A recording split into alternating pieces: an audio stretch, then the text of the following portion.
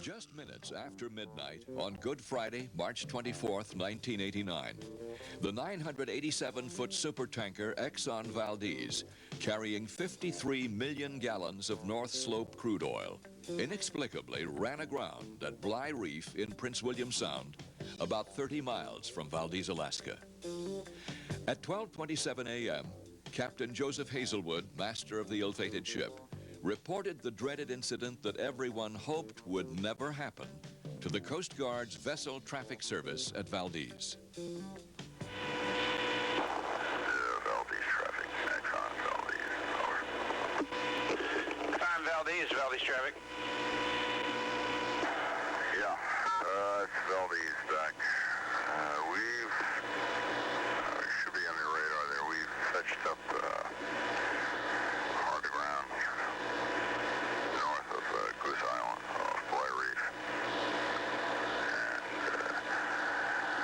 And evidently leaking some oil. And we're going to be here for a while. In fact, even as the captain spoke, thousands of gallons of crude oil were pouring from the rips and tears in the Exxon Valdez's hull each minute, already forming a thick, black, bubbling, pungent pool around the ship. Slowly, the potentially destructive mass began to spread southwestward into delicate Prince William Sound. Later, as the ship still sat on Bligh Reef, underwater pictures would show holes and tears in the hull as large as 6 by 20 feet. The long-dreaded big one had finally happened. As soon as the Coast Guard's Marine Safety Office at Valdez became aware of the ship's plight, the area's regional response contingency plan was immediately put into effect. Commander Stephen McCall, the Coast Guard's captain of the port, assumed the role of the pre-designated on-scene coordinator and closed the port of Valdez to all shipping. The Alyeska tanker terminal was quickly notified, and a tug was dispatched from the terminal to assess the damage and to assist the stricken tanker. The Silver Bullet, a high-speed pilot launch, was quickly called in to transfer the first contingent of Coast Guard personnel to the grounded tanker. Meanwhile, oil containment boom and skimmers were being prepared at the terminal for deployment to the remote site. It would be more than 14 hours after the grounding before these vital materials would reach Bligh Reef. By 3:30 a.m., Coast Guard personnel were aboard the Exxon Valdez, sounding her tanks. It was discovered that some 6 million gallons of crude oil had already escaped into Prince William Sound. The Coast Guard's main concern at this point was that the more than 42 million gallons of oil still contained in the ship's undamaged tanks could also be released if the vessel sustained further damage. There was an immediate need to offload the remaining oil as quickly as practicable. After careful examination of the stricken ship, a smaller tanker was ordered to the scene. The Exxon Baton Rouge, which had shallow enough draft to safely clear Bligh Reef, would be one of 3 vessels used to offload oil from the stranded tanker. An urgent call was placed to the Coast Guard's Pacific Coast Strike Team for the pumps and personnel needed to expedite the offloading of the remaining oil. After a few hours after the spill, and the spill was spilled some 30 miles outside of Valdez, which is an isolated area in itself. A few hours after the spill, the response equipment arrived on scene. The response equipment was 2 skimmers and a barge with 7,000 feet of boom. Now, by that time, this 10 million gallon spill had spread into a slick that was 1,000 feet wide and 5 miles long and growing right under your eyes. You could see it growing. Now, 7,000 feet of boom, it doesn't take a very good arithmetic to figure out that won't go around a spill that's 5 miles long and 1,000 yards wide and expanding by the second. There wasn't enough equipment. Yet, it's hard to visualize how many places in the world would be able to get even that much equipment. 2 skimmers, and each skimmer had a 1,000-gallon bladder. We got 10 million gallons in the water. We got 2 skimmers, with each with a 1,000-gallon bladder. but it's hard to visualize any place in the world, Puget Sound, San Francisco Bay, New York Harbor, Baltimore Harbor, etc., that would be able to bring to a spill 30 miles from the closest town equipment that would be any more significant than what we had here. Since there was no way the oil slick could be encircled by the available sections of boom, the initial strategy was to boom off the leading edge of the slick to try and halt its advance until dispersants could be used to break up the oil and sink it. On Saturday morning, the second day following the spill, Coast Guard helicopters delivered Coast Guard Pacific Strike Team personnel on board the Exxon Valdez, along with the necessary pumps and equipment needed to transfer the remaining cargo into the smaller tankers and lighters which had been brought alongside. By 7:30 a.m., pumps installed by the strike team began offloading oil. At the peak of the lightering operation, the team's equipment would be pumping nearly 500,000 gallons of crude oil per hour into the transfer vessels. A request went out from the on-scene coordinator to the Naval Sea System Command's Supervisor of Salvage, known as SUPSALV, for the use of the Navy's oil response equipment and the trained personnel and backup equipment needed to operate it. On Easter Sunday, 2 complete skimmer systems and their support equipment were readied at SUPSALV's Emergency Ship Salvage Materials Base at Stockton, California, and trucked to Travis Air Force Base, where they were loaded aboard an Air Force C-5 aircraft for transport to Alaska. The heavily loaded C-5s would not be able to land at Valdez's airport due to the shortness of its runway and its lack of an instrument landing system. Elmendorf Air Force Base at Anchorage would be the nearest acceptable landing site. From Anchorage, the equipment would have to be transported by truck over rugged mountainous terrain to Valdez, 315 miles. On Tuesday, immediately after arriving at the Valdez container docks, SUPSALV's contractor personnel began assembling the modular skimmers and towboats. As quickly as they were completed, they were lowered into the water and made ready. By Wednesday, just 24 hours after arriving at Valdez, SUPSALV skimmers were at work at the spill site.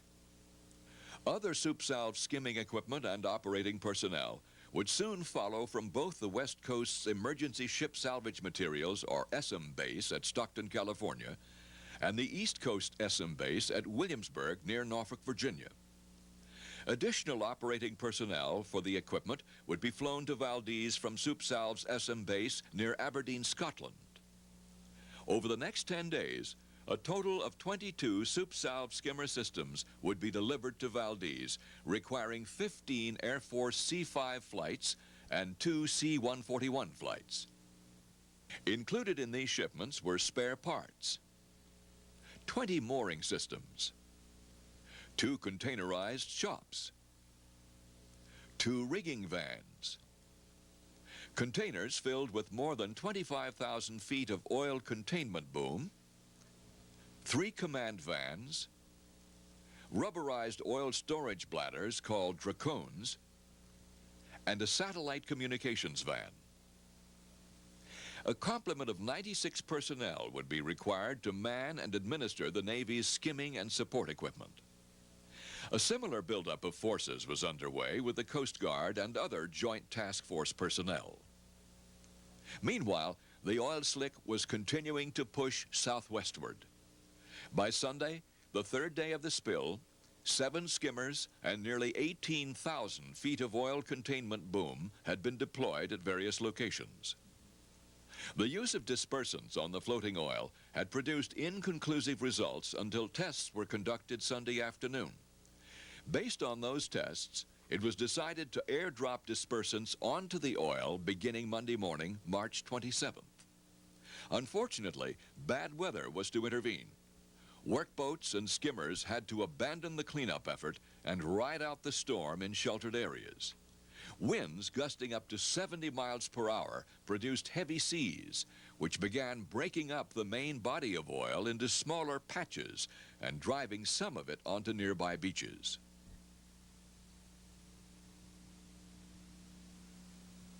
Exxon officials made a public apology for the Exxon Valdez's misfortune and agreed to take financial responsibility for the cleanup operation. By the end of the fourth day, 3 Coast Guard aircraft, 2 cutters, and some 300 Coast Guard personnel were on station to aid in the cleanup process. On this same day, Secretary of Transportation Samuel Skinner and Commandant of the Coast Guard Admiral Paul Yost arrived in Valdez to obtain first-hand information about the spill and the ongoing response efforts. They would subsequently report their findings to the President. Their report led to a decision by the federal government not to federalize the cleanup effort at that time, but to have the federal on-scene coordinator supervise and direct Exxon's cleanup efforts. Admiral Yost explains the command structure that was put into place to deal with the Exxon Valdez disaster. The command structure normally under the National Contingency Plan is that there is a federal on-scene coordinator. He is responsible for the federal direction of the spill cleanup. Now what we have here is that organization, but superimposed on top of it, because of the significance of this spill, the fact that it is a national disaster, the President has appointed the Secretary of Transportation, Mr. Samuel Skinner, as the coordinator of all federal agencies in providing support to the federal on-scene coordinator for this spill. And he's appointed me as the Commandant of the Coast Guard to take personal oversight of the cleanup. So that's why I'm here in Valdez to support the federal on-scene coordinator, Vice Admiral Clyde Robbins, and he is the federal on-scene coordinator. He has the authority of the law and of the National Contingency Plan. All I have is the direction of the President to be here and to oversee that. And of course that's a very powerful tool when I say to whoever that I'm representing the President of the United States and I would like you to do something, whatever it is, for the federal on-scene coordinator. Things seem to get done very quickly. And so it isn't actually a different organization. It's a little topping of the standard organization. In Valdez, we had the most massive spill this country has ever known. And our pre-designated on-scene coordinator in this port is a commander, United States Coast Guard. We very quickly found that the commander was not a senior enough officer to handle that kind of a national disaster. Not that he wasn't competent and capable, but because we immediately had interface with the White House, we had direct interface with the Navy, with Supervisor of Salvage, with JTF Alaska, who's a 3-star general, etc. It just didn't make any sense to have a commander running this thing. He just wasn't getting all of the cooperation that he needed because his rank was not high enough. We immediately, very shortly, put in here a 3-star officer, Vice Admiral Robbins, in order to be the federal on-scene coordinator. So, yeah, there's some problems in this. A 1,000-gallon spill, a 5,000-gallon spill, a commander is just fine for it. But when you have the disaster of the century, you know, if your plan only has a commander in charge, you're certainly going to end up shifting around that plan and putting somebody else in. Under the direction of Vice Admiral Robbins, the federal on-scene coordinator, Exxon set about putting in place the equipment and personnel required for the massive cleanup effort. Boats of every size and description were hired by Exxon, provided with stores of food, fuel, and oil containment boom according to the roles they were to play, and directed to specific cleanup or support tasks. A large number of the fishing vessels hired by Exxon were paired up to tow sections of oil containment boom between them, trapping oil slicks and transporting them to areas where the oil could be skimmed or suctioned from the water. Other vessels, such as the ferry Aurora, served as central hubs for communications, supply, and logistics activities for the cleanup effort. The Arctic Tuktu, a vessel of Canadian registry, was staged with soup salve shops and support equipment so its crew could provide mobile preventive maintenance and repair service for the Navy's 22 skimmers that were by now spread over several hundred square miles. Alliance Sultan of Seas became the vessel of opportunity used for the temporary mounting of Subsalv's Class 11 skimmer system. The masts and booms for this system can be installed without any welding or other permanent attachments. The dual skimmers, which can skim up to 200 gallons of oil per minute, are operated continuously from the host vessel with the skimmed oil piped directly to the storage hold of the ship. Large volumes of needed materials were procured by Exxon from the private sector and quickly brought on scene and distributed, ranging from oil-absorbent pads to pressurized water sprayers. Coast Guard and Air Force aircraft began bringing tons of materials and equipment to be used in the cleanup effort. Exxon also brought in a variety of helicopters.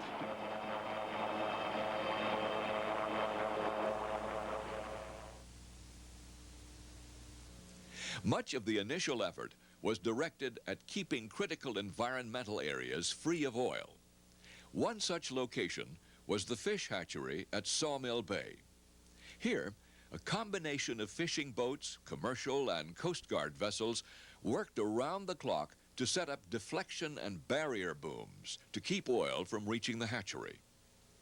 Subsalv skimmer systems zigzagged across the bay from first to last light, committed to picking up every possible trace of oil so the hatchery might be spared. The skimmer is towed through the oil by two towboats in the V formation. Oil is trapped between the two containment booms and carried to a conveyor assembly where the oil is picked up and separated from the water.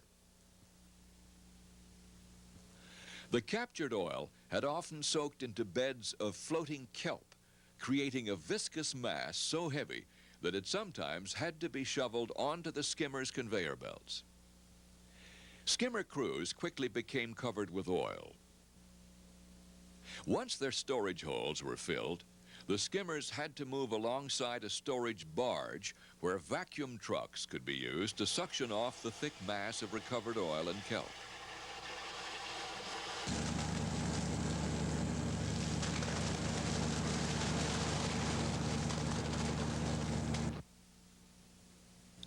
The deep waters of Sawmill Bay required careful anchoring of the mooring systems needed to secure the mile-long sections of containment boom. The Coast Guard's buoy tenders, Ironwood and Sedge, handled the placement of the mooring systems, while workers assembled and inflated the sections of oil containment boom brought to the scene by the commercial fishing boat Bluefin.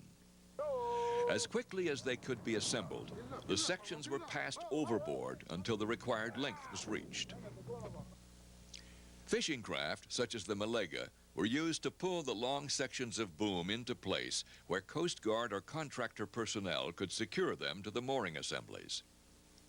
The 378-foot Coast Guard cutter Rush served as the air traffic control center for the burgeoning number of overflights in Prince William Sound.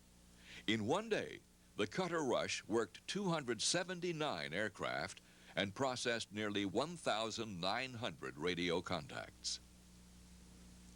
On April 5th, day 13 of the spill, emergency repairs had been completed on the Exxon Valdez. At high tide, tugs were able to move the ship off Bly Reef and tow her to Outer Bay at Naked Island. This anchorage was chosen because it was nearby, offered protected waters, and the island's shoreline, as well as those of neighboring islands, had already been heavily impacted. Each day, the main body of oil continued to move further southward, eventually reaching the Kenai Peninsula. Winds and tides combined to trap oil in some coves. By now, the water and oil emulsion had turned into a heavy chocolate mousse. As the oil moved further toward the Gulf of Alaska, logistics problems mounted in trying to keep up with the oil. Coast Guard Falcon jets from Cape Cod, Massachusetts, equipped with side-looking airborne radar, joined NOAA and Exxon contracted aircraft in tracking the daily movement of the oil masses.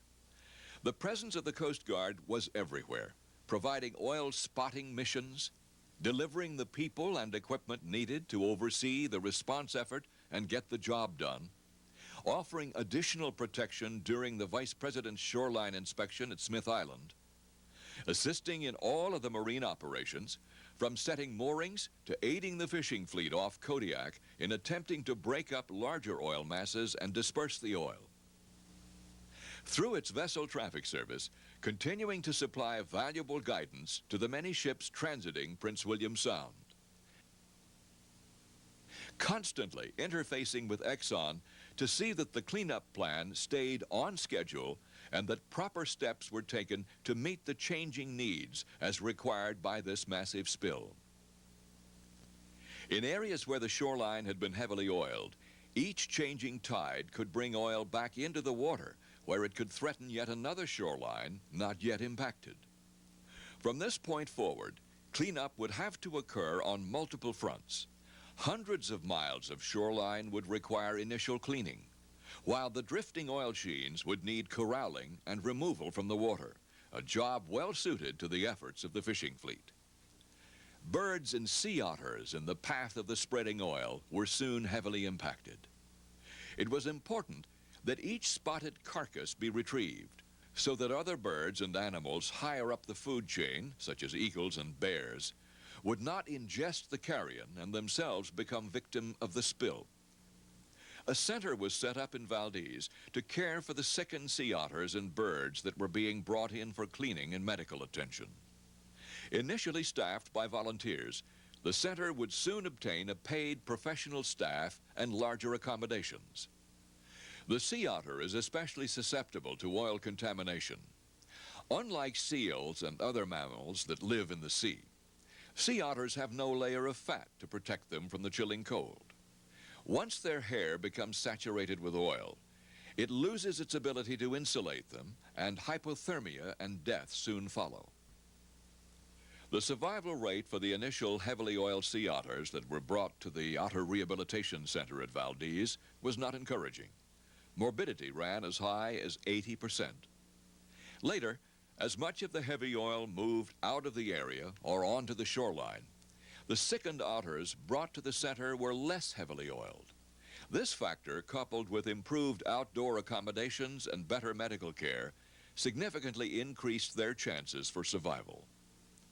It still remains to be seen whether the animals returned to clean parts of the Sound will go back to their original habitats, which are still significantly oiled, or whether they will adapt to their new surroundings. Only time will tell. During each succeeding day, the pace of activities continued to accelerate on many fronts. Exxon made arrangements to hire a Russian skimmer, the 475-foot Vetagubsky, to skim oil principally in the Gulf of Alaska. However, the oil reaching the Gulf was highly dispersed and had formed into a thick mousse which could not be successfully handled by the Russian ship's equipment. The French supplied 2 skimmers that were especially useful for shoreline cleanup operations. A variety of boom and several different skimmers were supplied by the Dutch and Canadian governments. The Navy brought 2 ships to Valdez for the purpose of housing the workers that would tackle the job of cleaning the oiled shorelines. The USS Juneau arrived first on Monday, April 24th. The following day was spent loading equipment needed for cleaning the shoreline as 10 inches of new snow fell. Hundreds of workers eagerly boarded the Juneau, ready to take on the challenge of cleaning oil-slick beaches. Though quarters were often tight in the berthing spaces that are normally used for transporting Marines, there was ample food and camaraderie to be found up on the mess deck to keep most everyone satisfied. The USS Fort McHenry arrived in Valdez on May 5th. A much newer ship than the Juneau, but with slightly less housing capacity, the Fort McHenry was to play a similar floating hotel role for shoreline cleanup workers. 2 days later, the Fort McHenry had joined the Juneau in Prince William Sound near heavily oiled beaches. Like the Juneau, her workers would soon get accustomed to working on slippery rocks while using pressurized water hoses to clean oil from the blackened shoreline. Various techniques were tried in an effort to more efficiently clean the beaches.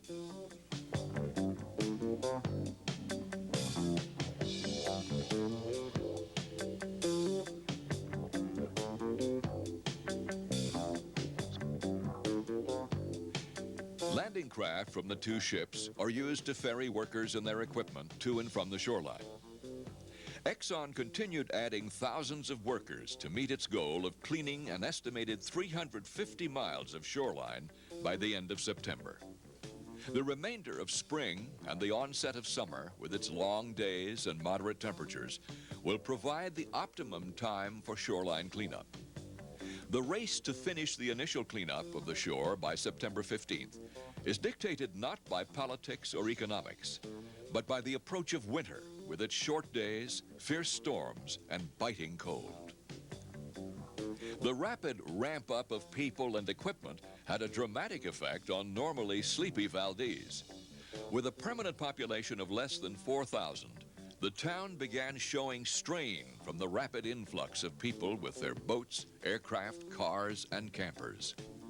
The town's motels filled to capacity the first few days following the spill, and long waiting lists were on hand for future vacancies. Many individuals were forced to go into the residential community to find bed and breakfast accommodations. Rental cars quickly were snapped up, and long waiting lists governed those few that were to be turned in. With shoreline cleanup jobs paying $16.69 per hour, with housing and meals furnished, overtime guaranteed, and a work week that could earn participants upwards of $1,800 per week, people from all over Alaska began pouring into Valdez. Tent cities began popping up all over, and a worried township wondered whether it could afford the costs of the increased services, such as additional police protection, it was having to provide.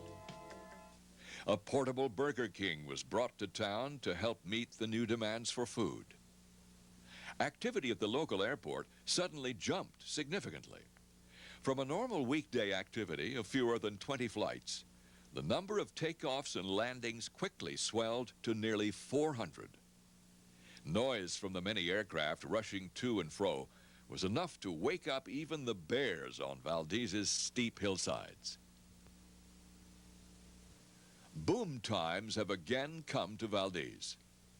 What permanent imprints of the cleanup will be left, what changes will occur, only time will tell. Much has happened since the Exxon Valdez went aground at Bly Reef, and much more is yet to be done. At the end of the first 40 days following the spill, there were hundreds of ships and boats, dozens of helicopters and aircraft, and thousands of people involved in the cleanup effort.